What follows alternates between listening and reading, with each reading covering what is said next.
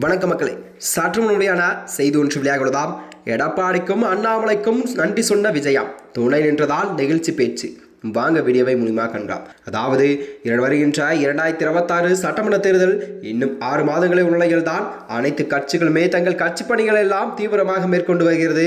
அந்த வகையில் தான் அதிமுக பாஜக கூட்டணியை தமிழகத்தில் பெரும் பலவாய்ந்த கூட்டணியாக அமையப் போகிறது.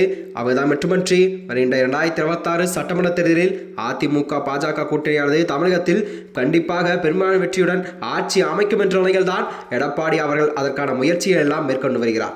இது ஒருவருக்கோ மறுபுறமோ திமுக கூட்டணி கண்டிப்பாக வலுவாக பெற்று கண்டிப்பாக இம்முறை ஆட்சியை பிடித்து வேண்டும் நிலையில் தான் மு.க.ஸ்டாலின் அவர்கள் அதற்கான வேலைகளை எல்லாம் செய்து கொண்டு வருகிறார்.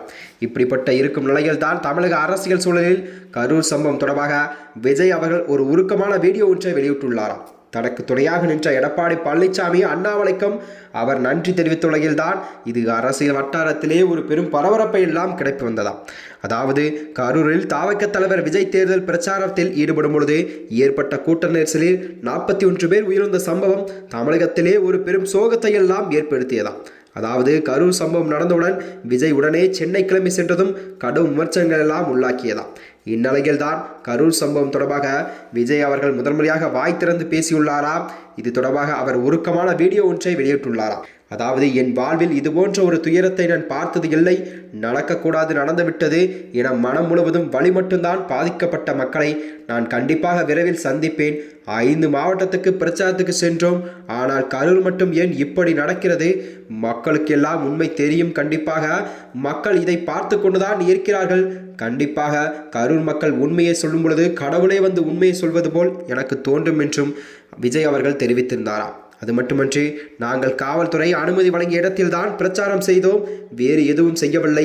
சிஎம் சார், என்னை பழிவாங்க வேண்டுமென்றால் என்னை எந்த வேண்டுமானம் பண்ணுங்கள், ஆனால் என்னை பழிவாங்குங்கள், மக்களை ஏதும் செய்யாதீர்கள், வேறு அசம்பாவிதம் ஏதும் நடந்துவிடக்கூடாது என்றுதான் நான் உடனே ஹாஸ்பிட்டலுக்கு போகல.